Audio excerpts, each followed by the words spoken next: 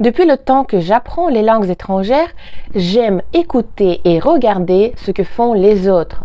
Comment font-ils? Qu'est-ce qui fonctionne pour eux?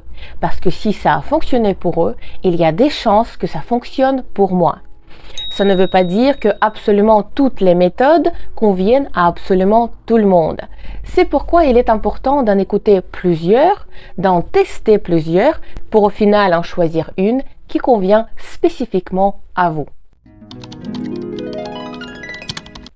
Tout d'abord, aujourd'hui, je vais partager avec vous cette méthode, cette structure qui aide à améliorer la compréhension orale et la production orale ou écrite. Nous savons tous que c'est l'un des aspects les plus difficiles pour quelqu'un qui apprend une langue étrangère. Cette méthode, moi je l'ai baptisée 15-30-60. C'est une méthode d'une jeune Hongroise. Je ne sais pas si c'est elle qui l'a inventée, mais en tout cas, c'est chez elle que je l'ai puisée, c'est chez elle que je l'ai trouvée et j'ai pensé que cette méthode mérite réflexion, analyse et tout au moins un test. Si vous êtes intéressé de voir la vidéo originale de cette jeune fille, je vous partage le lien vers sa chaîne dans ma description. Sa vidéo est en anglais et comme on peut constater, son anglais est plutôt très bon, ce qui fait faire confiance à sa méthode. Mais aussi, il faut être un tout petit peu critique pour tester les choses et vraiment voir si ça marche ou pas pour vous. Cette méthode est divisée en 3 parties. Le bénéfice principal pour moi de cette méthode, c'est que ça va créer une habitude d'apprentissage d'une langue étrangère. Cette méthode va vous permettre de comprendre si vous êtes capable de vous investir sur le long terme pour l'apprentissage de la langue que vous apprenez. Parce que n'oublions pas, l'apprentissage d'une langue étrangère, ce n'est pas un sprint, mais un marathon. Il faut pouvoir tenir sur le long terme. Et pour moi, quelqu'un qui est régulier va obtenir beaucoup plus de résultats que quelqu'un qui passe 5 heures, mais seulement une fois par semaine. La régularité, pour moi, c'est la base de tout.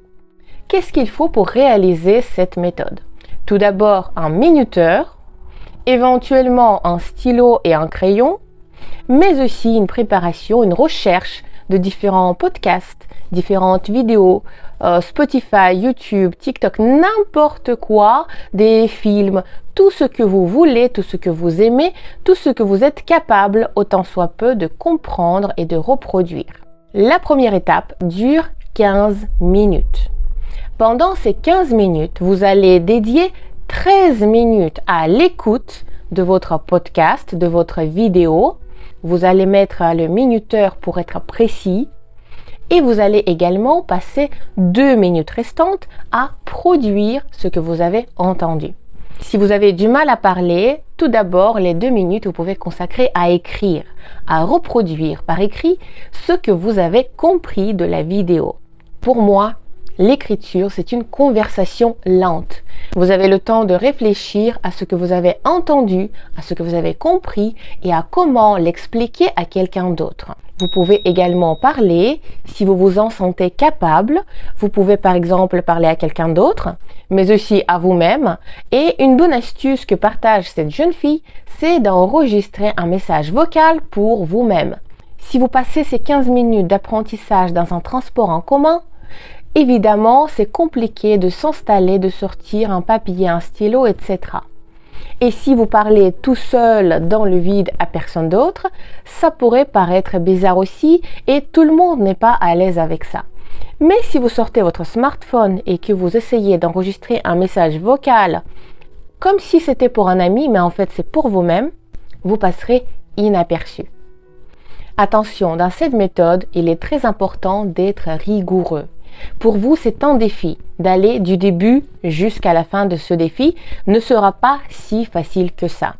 Si vous manquez ne serait-ce qu'un jour de votre défi, de votre apprentissage, vous devez tout recommencer à zéro. Vous devez reprendre l'étape à zéro. Même si c'était votre 14e jour, vous revenez au tout début. 15 minutes par jour pendant 15 jours. 13 minutes d'écoute, 2 minutes de production orale ou écrite. Si vous avez réussi cette étape, félicitations déjà tout d'abord et bravo, vous pouvez passer à l'étape suivante. Cette étape va durer 30 jours, pendant lesquels vous allez consacrer 30 minutes chaque jour à l'apprentissage de votre langue étrangère. Sur ces 30 minutes, vous allez passer 25 minutes à écouter tout ce que vous voulez, tout ce qui vous plaît, tout ce qui vous intéresse, et 5 minutes à écrire ou à parler. N'oubliez pas, il est très important de mélanger les deux. Parler, c'est très bien, mais écrire, c'est extrêmement important. C'est là que nous allons pouvoir repérer toutes les fautes que vous faites, les corriger et les éliminer le plus vite possible, pour ne pas garder les fautes que vous dites d'une journée à l'autre, d'une fois à l'autre, au point qu'elles soient tellement ancrées qu'elles seront impossibles à déloger. N'oublions pas, c'est la rigueur qui est de mise. Si vous avez manqué ne serait-ce qu'un jour, vous serez obligé de reprendre l'étape numéro 2 à 0. Vous n'êtes pas obligé de reprendre l'étape 1. Mais l'étape 2, oui. Vous reprenez tout à 0 et vous recommencez. 25 minutes d'écoute, 5 minutes de production. N'oubliez pas, les élèves qui vont le plus loin, même lentement, c'est ceux qui sont les plus réguliers. Pas ceux qui passent le plus de temps. C'est pas ça qui compte. Ce qui compte, c'est la qualité, l'implication, l'envie et surtout la régularité de votre travail. Deuxième étape réussie, félicitations une fois de plus. Quand vous arrivez là, vous avez déjà passé 1 mois et demi, ça prouve quelque chose. Ça prouve que la langue étrangère que vous essayez d'apprendre a de l'importance pour vous. En fait, c'est une très bonne épreuve. Parce que lorsqu'on décide de consacrer 15, 30, 60 minutes par jour à une activité, on est obligé de faire des sacrifices. C'est le temps qu'on va pas regarder un film, c'est le temps où on va pas jouer, c'est le temps où on va pas discuter ou sortir avec des copains. Chaque activité qu'on intègre dans notre quotidien demande des sacrifices.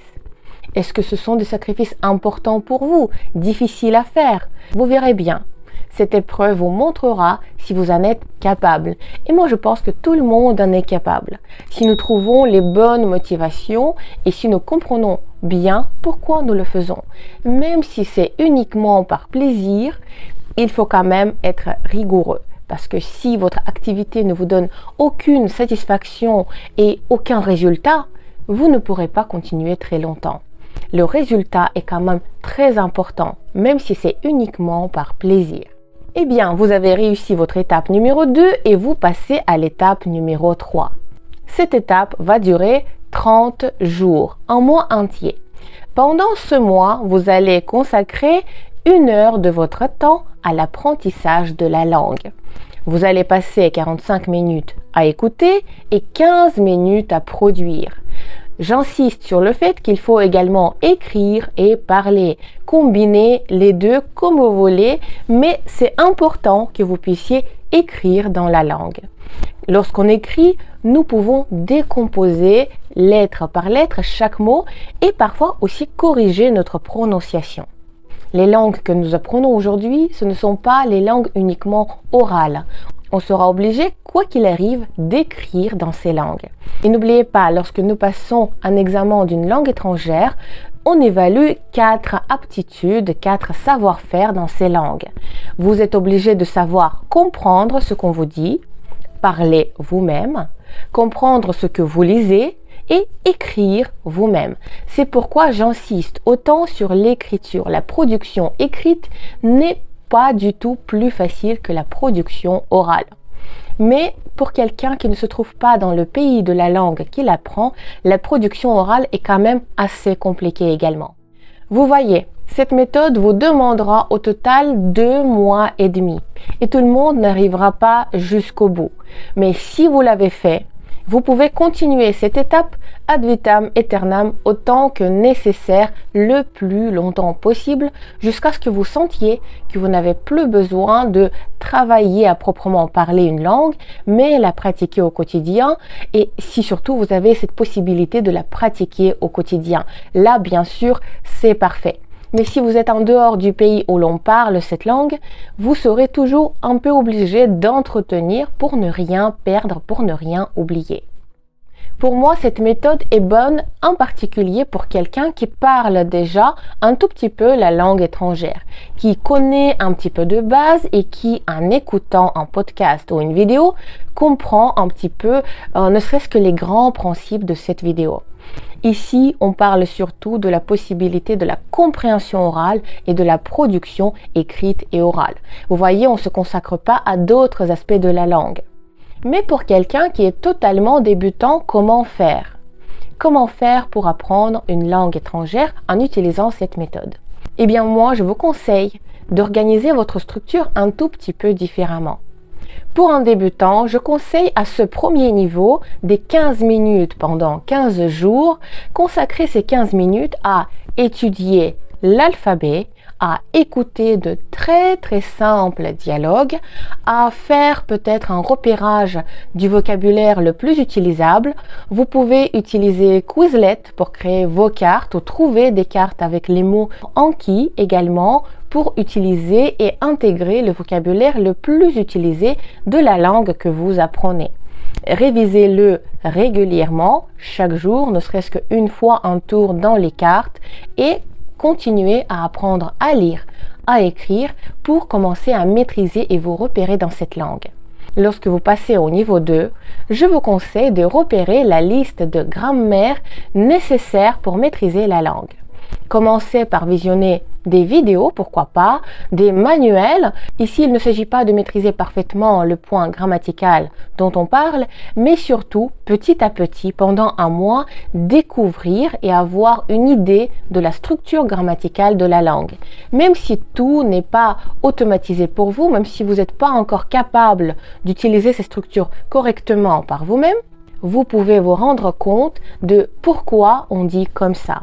Pourquoi l'ordre de mots est comme ci et pourquoi vous devez utiliser un mot plutôt qu'un autre. C'est très important parce que parfois la grammaire nous permet de faire passer les sens et les nuances que le vocabulaire seul est incapable de vous faire comprendre. Ici, je parle par exemple de la tournure ne que, qui veut dire seulement. Si vous ne connaissez pas cette structure et cette tournure grammaticale, vous ne comprendrez jamais ce que cela veut dire. Vous ne verrez que la négation.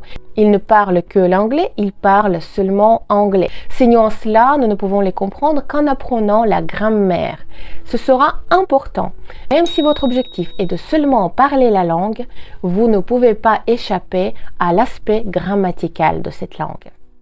Et si vous êtes arrivé au niveau 3, je vous conseille de diviser votre temps comme ceci. 15 minutes de pratique de votre vocabulaire.